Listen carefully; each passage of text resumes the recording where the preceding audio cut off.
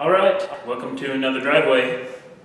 Today, we're hopefully going to drop the engine and transmission out of the Tiburon here and finally get moving forward.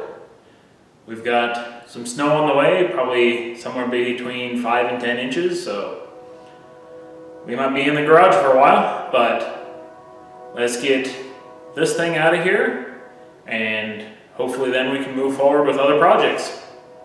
So, let's get to rolling.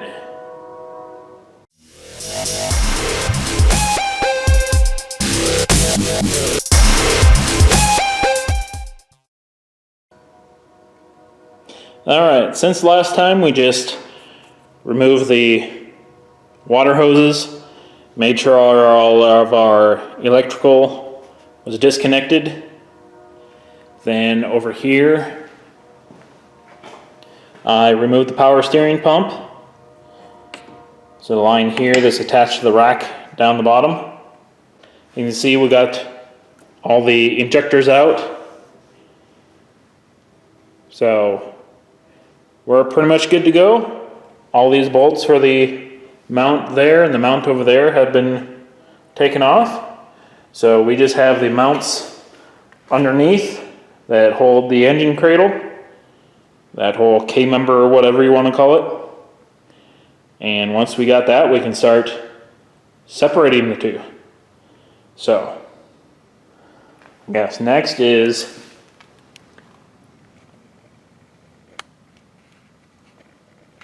removing these bolts over here. So let's get rolling.